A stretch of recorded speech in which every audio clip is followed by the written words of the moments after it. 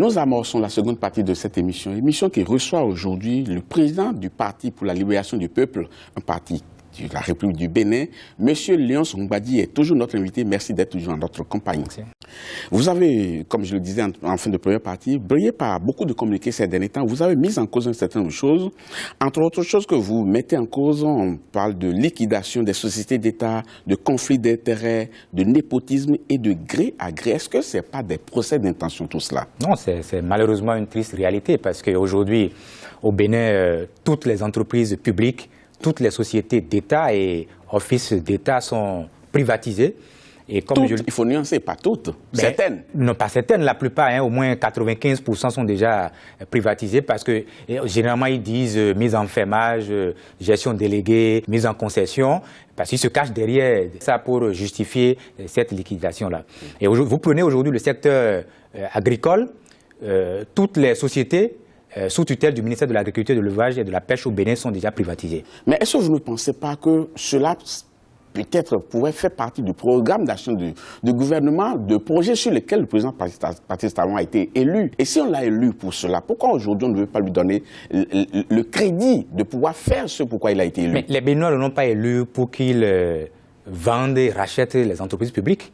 Parce que le constat qui se fait est que derrière ces privatisations, c'est des sociétés ou des personnes de son circuit, de son entourage, de son précaré, qui reprennent encore la gestion de ces sociétés-là. Ça, on ne pourra pas le prouver non plus. Tout le monde le sait au Bénin. Oui, mais bon, ça va être des ragots que les gens racontent sans jamais pouvoir le prouver. Ce n'est pas des ragots, Monsieur Boton, c'est une triste réalité. Mais c'est quoi le gré à gré? Mais vous prenez le cas de l'aéroport international de Cotonou aujourd'hui. La gestion de la sécurité de cet aéroport, c'était une société américaine, Sécuriport, qui gérait. Mais lorsqu'ils sont arrivés, du jour au lendemain, ils ont retiré l'agrément à cette société-là. Oui. Mais est-ce que vous en connaissez les raisons? Est-ce que vous connaissez les raisons pour lesquelles on a retiré l'agrément? Mais aucune raison officielle n'a été avancée pour justifier ce retrait-là. Peut-être que vous ne vous êtes pas intéressé au dossier. Mais vous savez, c'est l'opacité. Nous avons affaire à un gouvernement qui est à l'aise dans l'opacité, qui fait tout dans l'obscurité, qui n'aime pas la vérité et la lumière. Et cet agrément a été retiré à Sécuriport et a été confié à qui? En gré à gré. En conseil des ministres, en gré à gré, a été confié à Morpho 10, une société créée qui n'a même pas un mois de vie, d'existence, et on confie la sécurité d'un aéroport, le seul que nous avons. Vous avez des doutes sur la crédibilité de l'entreprise, c'est ça? Ou bien c'est l'opération qui a contribué à... C'est d'abord l'opacité dans l'opération, et les enquêtes ont prouvé que c'est une société aussi qui appartient à l'entourage du chef de l'État, parce que lorsque le chef de l'État a pris service le 6 avril 2016, déjà le 16 avril, les enquêtes ont révélé qu'il a eu des contacts avec des dirigeants à divers niveaux, avec la société Morpho 10 et même Safran. Alors, il y a eu un autre dossier qui a fait l'objet de communiquer par rapport à votre parti vous-même. C'est l'exonération qu'on aurait faite à une certaine société qui, anciennement, appartenait à l'homme d'affaires Patrice Talon. Oui, il s'agit de Bénin Control. Tout le monde sait que Bénin Control appartient à M. Patrice Talon. Et vous savez qu'à l'heure où je vous parle, les Béninois ne savent rien du nouveau contrat qui lie l'État béninois à Bénin Control dans le cadre de la mise en œuvre du marché relatif au programme de vérification des importations de nouvelle génération. Parce que par le passé, le contrat du PVI avait été résilié, annulé par le gouvernement. L'ancien gouvernement. Par l'ancien gouvernement. Mais aujourd'hui, lorsque le président Patrice Talon a pris le pouvoir, récemment, à savoir le 1er avril 2017, ce projet a été remis en selle. Sur quelle base? Il n'y a pas de contrat jusqu'à aujourd'hui. Vous avez tout de même lu le communiqué du ministre des Finances par rapport à ce dossier où il dit clairement que ce n'était pas lui qui a pris une décision d'exonération. Mais je vous explique. Mais c'est bien avant, par le régime défunt, que cela avait été fait. Le contrat dont il parle, le contrat a été annulé. Qu'il nous sorte, que le gouvernement nous sorte le contrat, le nouveau contrat, pour qu'on puisse savoir si c'est prévu ou pas. Oui, mais vous avez beaucoup parlé de l'opacité par rapport à un certain nombre de choses. Mais le drame, c'est que personne ne fait une démarche régulière vers les structures qui sont chargées de nous donner l'information. Est-ce que vous avez fait une démarche vers ces structures pour savoir quelle est la nature du contrat qui lie aujourd'hui telle entreprise à telle autre entreprise? Et puis, il y a le Parlement béninois qui est chargé... Mais le Parlement ne joue pas son rôle. Parce que nous, à plusieurs reprises, ce n'est pas à cause de M. Patrice Talon. Nous avons à plusieurs reprises, nous avons interpellé les députés de l'Assemblée nationale pour demander qu'il y ait une commission d'enquête indépendante sur la question du PVI, la question du programme de vérification des importations. Donc, l'opacité autour de la gouvernance, c'est le personnage même de celui qui nous dirige. Donc, qui va vous donner de l'information? J'aurais bien voulu quand même que vous me donniez quelques exemples de faits quand même positifs à l'actif de M. le Président Patrice Talon. Mais puisque vous n'en m'en donnez pas, aujourd'hui, tout Africain peut se rendre au Bénin sans avoir besoin d'un visa. C'est une bonne nouvelle, non? Non, c'est de l'incantation. Quel visa? Donnez de visa. Vous n'avez pas lié cela aussi. Donnez de visa. Il s'agit du Rwanda.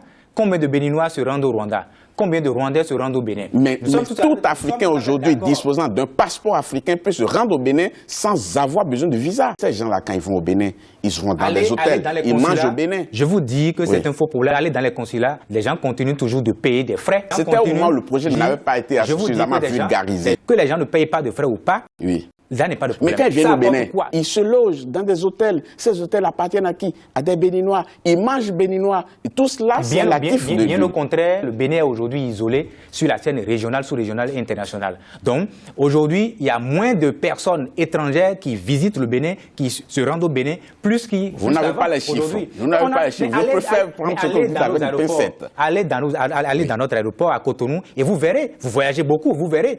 Dans les aéroports, vous discutez avec des Africains. Combien d'Africains aujourd'hui se rendent aujourd'hui au Bénin et vous allez faire la différence? Monsieur Mbadji, on va passer les quelques petites minutes qui nous restent pour parler de vous, parce que vous étiez un parfait inconnu sur l'échiquier politique béninois. Et vous êtes arrivé dans la politique comme un cheveu sur la soupe. Et les gens se posent des questions, puisque aujourd'hui vous êtes opposant. Vous êtes arrivé tout fraîchement et vous êtes opposant. On se demande, vous êtes opposé à qui ou à quoi concrètement? D'abord, j'ai été le tout premier à soutenir la candidature de M. Lionel Zinsou à la présidentielle 2016. Et nous n'avions pas gagné les élections. Et à démocratie, comme j'ai l'habitude de le dire à tout le monde, quand on perd les élections, on fait l'opposition. C'est une question de responsabilité. Et je ne pouvais pas faire tout ce que j'avais fait durant la campagne électorale et encore me retrouver dans les bras de M. Patrice Talon. Et c'est en cela que j'ai voulu donner le bon exemple en faisant l'opposition et en faisant des propositions. Que porte votre parti? C'est l'intérêt général. Je ne me suis pas... C'est un bien grand mot, tout non, ça. Pas du tout, c'est pas ce que disent les hommes politiques. Parce qu'aujourd'hui, notre classe politique est totalement pourrie. Et c'est en cela que notre parti politique, le PLP, prône un dégagisme, un véritable dégagisme. Certains observateurs avertis estiment que votre programme, c'est s'opposer à tout ce que Patrice Talon fait. Nous faisons des propositions. Nous faisons des propositions constructives. Par exemple, par rapport à la question des privatisations sauvages, nous avons fait des propositions. Nous avons dit, mais même si ces entreprises ont des problèmes de croissance et ce genre de choses, la solution, ce n'est pas qu'on appelle les privatiser dans les conditions que nous connaissons aujourd'hui. Il faut dialoguer avec tous les acteurs et trouver des solutions. En continuant à parler de vous, apparemment, vous avez été victime de menaces de mort et j'ai vu pas mal de communiqués de vous concernant, pas mal de dénonciations. Vous disiez exactement ceci, citation, « Des gens frappent à ma porte puis disparaissent. Des voitures me prennent en filature.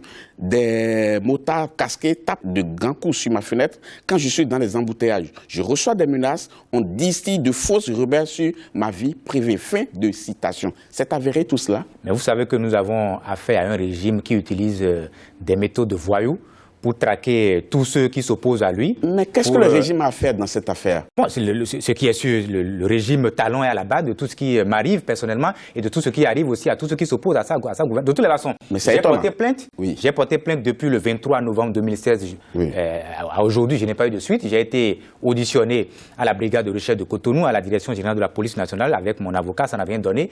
Et aujourd'hui, j'ai porté plainte. Peut-être que les enquêtes suivent leur cours. Non, mais quelle enquête depuis le 23 novembre jusqu'à aujourd'hui?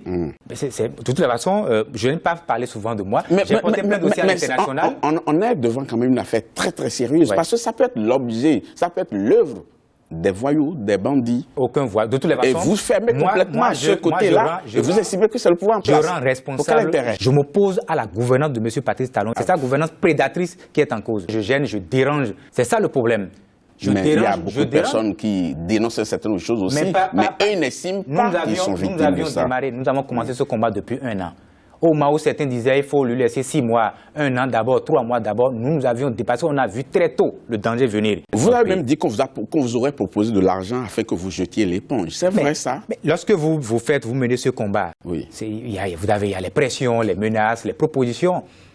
Mais si vous êtes digne... Vous avez foi en ces gens-là qui sont des envoyés du régime en place, ceux qui vous ont proposé de l'argent. Vous savez, c'est peut-être pour vous distraire. J'ai des amis au sein du régime. J'ai des parents qui soutiennent M. Patrice Talon. Donc nous savons tout ce qui se passe. Nous savons comment les choses se passent. Je m'oppose à la gouvernance de M. Patrice Talon et non à M. Patrice Talon. C'est sa gouvernance qui est en cause. C'est sa gouvernance autocratique. C'est sa gouvernance affameuse. C'est sa gouvernance prédatrice qui est en cause. Avec ces menaces, vous n'avez pas peur pour votre vie? Je n'ai peur de personne, sauf Dieu. Parce que je me retrouve dans ce combat que je mène et les Béninois se retrouvent aussi dans le combat que je mène. Dans une vidéo qui a circulé récemment, j'ai même vu, on a écrit sur votre voiture, on va vous braquer. Oui, j'étais à Africa numéro 1 et au lendemain, le soir, ils sont allés écrire sur ma voiture qu'ils vont me braquer. Peut-être qu'après Africa 24, vous allez voir, ils vont... Je n'ai pas peur, je ne m'occupe pas de cela parce que je suis en phase avec le peuple béninois. Nous allons mener tous les combats nécessaires pour libérer notre pays parce que M. Patrice Talon, il n'a pas le titre foncier du Bénin. Les Béninois l'ont mis à la tête du pays pour qu'il puisse se mettre au travail pour améliorer la gouvernance du pays et non se remplir les poches comme il le fait aujourd'hui. Monsieur Léonce Ongbadi, merci beaucoup. C'était un plaisir de vous avoir eu dans cette émission pour éclairer la lanterne de vos téléspectateurs par rapport à ce que vous faites au quotidien et ce qui se cache derrière les communiqués que nous lisons sur la toile. Merci beaucoup, Monsieur Léonce Ongbadi. Monsieur Bouton. Je rappelle à nos téléspectateurs que vous êtes président du Parti pour la libération du peuple. Ancien journaliste ou journaliste? Non, je ne le suis plus. J'ai fait auprès 15 ans de métier. Ma posture aujourd'hui ne me permet plus d'exercer le métier. Merci beaucoup. Merci. Chers téléspectateurs, c'était tout pour cette émission. Merci beaucoup de l'avoir suivi. Prochain rendez-vous très bientôt pour notre numéro. À bientôt.